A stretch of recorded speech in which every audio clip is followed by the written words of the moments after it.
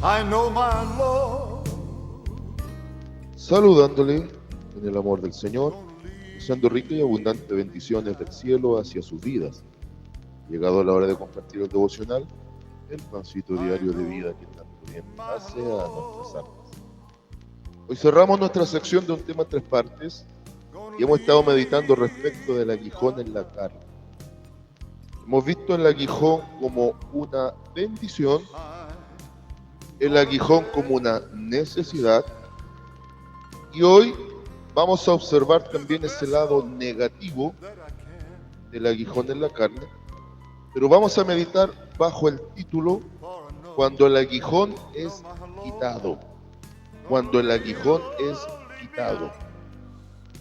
Y le invito a que me acompañe a la Biblia. San Lucas capítulo 13, versículos 10 al versículo 13. San Lucas capítulo 13, versículos 10 al versículo 13. El evento, la sanidad a una mujer en el día del reposo. Al Divino Maestro le encantaba sanar en día de reposo, sobre todo en las sinagogas y delante de los religiosos de turno de su tiempo. No que le gustase quebrantar la ley, porque para nada lo hacía, sino que era para evidenciar que Él es el Dios de la ley y le daba el perfecto cumplimiento en el sustento del amor.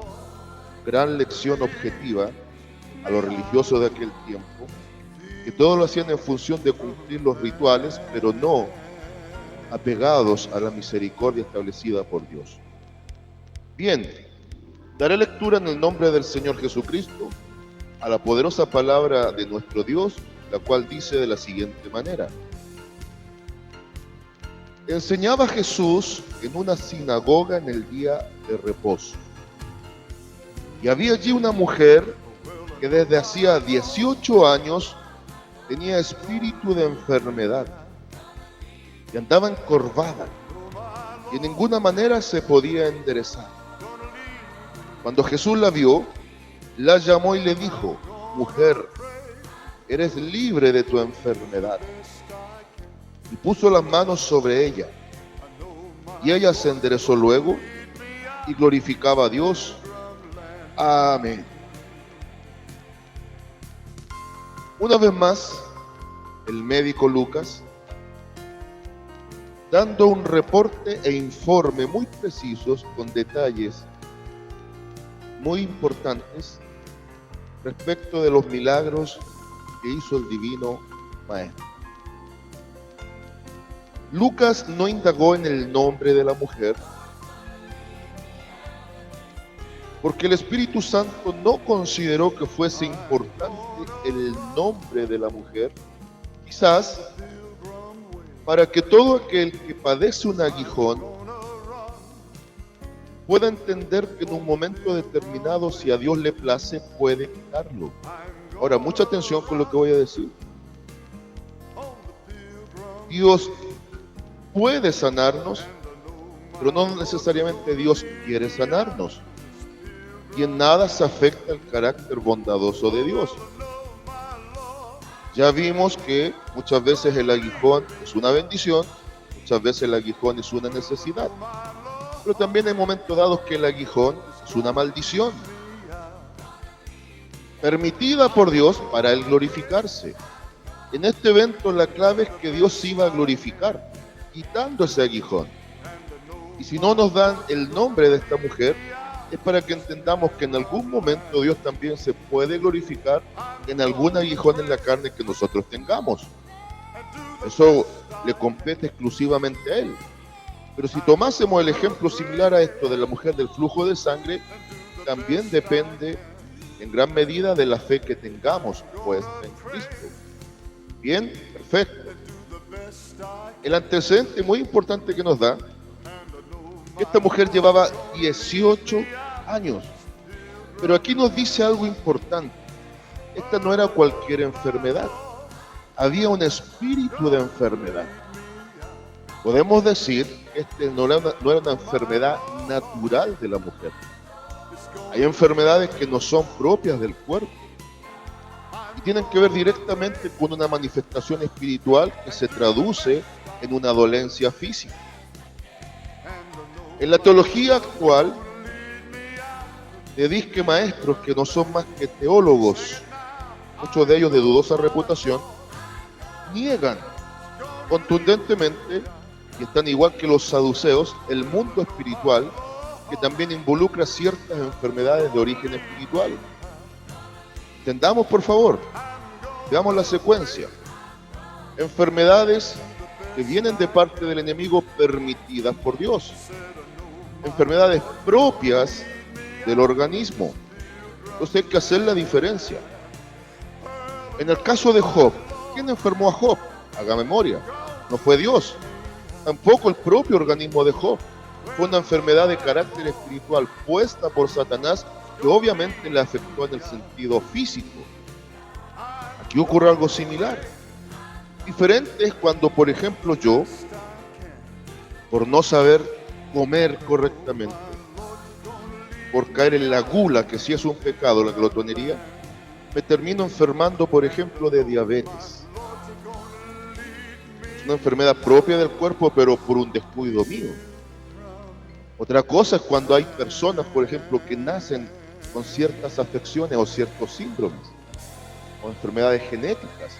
U otros, por ejemplo, que es muy común, el hipertiroidismo o el hipotiroidismo, que vendrían siendo enfermedades propias del organismo bajo ciertas condiciones. Pero hay enfermedades que son directamente por espíritu de enfermedad. Y aquí el aguijón necesariamente iba a ser quitado, porque Dios se quería glorificar. Ahora, ¿por qué el antecedente importante asociado al espíritu de enfermedad? Porque Pablo enseña que hay 18 características de las obras de la carne. Y la idea del número 18 está asociado a la parte espiritual en sentido negativo. Porque no se olvide que lo que se asocia al sistema perverso de Satanás y a la obra de Satanás siempre está asociada al número 18. El 6, 6, 6. 3 veces 6, 18. 18 obras de la carne que están alimentadas por el mismo diablo. Entonces, no es menor que nos ponga este antecedente de 18 años. En el caso de la mujer de flujo de sangre, nos dice que eran 12 años. 12 años. Y el 12 en Biblia también tiene que ver cuando Dios va a establecer su reino. Es decir, Dios estaba estableciendo un reino espiritual donde también tenía una gracia de sanar y restablecer. Un ejemplo, a través de la mujer de flujo de sangre. Él venía a su pueblo a sanar también su pueblo. Otro antecedente muy importante dice que esta mujer era jorobada, andaba encorvada, obviamente ya tenía una joroba en su espalda y en ninguna manera podía enderezarse o se podía enderezar. Entonces, aquí desde lo físico podemos llegar a una realidad espiritual. La idea de la joroba en la espalda también nos presenta la idea de la carga del pecado. Por ende, también hay enfermedades que son por causa del pecado. Muchas enfermedades de carácter espiritual vienen como consecuencia de pecados. Y literalmente, si analizamos en estricto rigor, la enfermedad viene como causa del pecado original. Por causa de la caída de nuestros padres originales en el huerto del Edén, vino la enfermedad, la maldición y la muerte. Entonces, lisa y llanamente, toda enfermedad en ese sentido vendría como causa del pecado. Ahora no estoy hablando de un pecado propio de la mujer, sino la connotación de esta enfermedad se acrecienta en base a estos antecedentes. El 18, enfermedad espiritual, mujer encorvada, y se traduce en que de manera ninguna podía enderezarse. Podríamos decir que aquí hay una ilustración, en base a un hecho concreto, de la condición de una persona que no puede tener acceso a la comunión con Dios por algo que le estorba grandemente.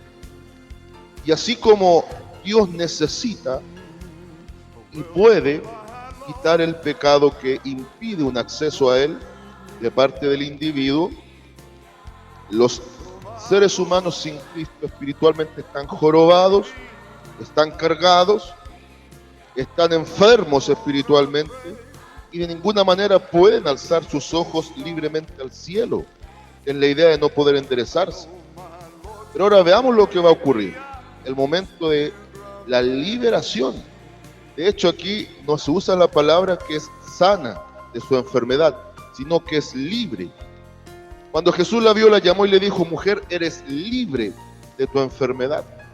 Entonces hay momentos dados que cuando ciertos aguijones son quitados, no solo somos sanos de ese aguijón, sino que en el sentido espiritual somos libres de esa carga que estaba sobre nuestra vida. Dice, y puso las manos sobre ella. Aquí, si usted nota, trabajó la autoridad de la palabra y la imposición de manos de parte del maestro. En otras ocasiones bastaba solo la palabra, pero aquí está la autoridad de la palabra y la imposición de las manos. Ambas son bíblicas. Cuando Dios sana por la autoridad de la palabra, cuando Dios sana por imposición de manos. Y aquí hay un trabajo mixto, la autoridad de la palabra y el poder de Cristo imponiendo las manos. Y puso la mano sobre ella y ella se enderezó luego y glorificaba a Dios. Note por favor, cuando ese aguijón fue quitado, se ilustra en base a que la joroba, la curvatura de su espalda se quitó por completo. Alguien puede decir, bueno, Lucas estaba presentando una enfermedad a la columna. Hay muchas de ellas. Sí, por supuesto. Eso era lo que se traducía físicamente en la mujer. Pero su origen tenía un trasfondo espiritual. Y se justifica en que solo al ser quitada esa joroba, por el hecho que la mujer se endereza, dice, y glorificaba a Dios. ¿Cómo cree usted que glorificaba a Dios? Alzando sus manos y mirando hacia el cielo. ¡Wow! Aquí hay todo un trasfondo que potencia la idea espiritual tras la figura natural y física del aguijón en la carne de esta mujer. Entonces, concluyendo, número 1, hay aguijones que tienen un origen espiritual. Número 2, esos aguijones están directamente asociados a la carga de pecado que arrastramos o que producimos. Y número 3, cuando ese aguijón es quitado, es cuando muchas veces nos arrepentimos de nuestros pecados y Dios quiere glorificarse al momento de quitar el aguijón. Así que, amados en Cristo, aprendamos a discernir cuando un aguijón es permitido de parte de Dios para una bendición, cuando es permitido de parte de Dios como una necesidad de formación para mayor conocimiento de Él, o cuando lisa y llanamente hay una afección espiritual que no viene de bendición, sino que incluso muchas veces puede ser ataque del enemigo, y Dios se quiere glorificar para que también nosotros podamos libremente adorar. Saludos, que paz, amor y bendición desde lo que había cada uno.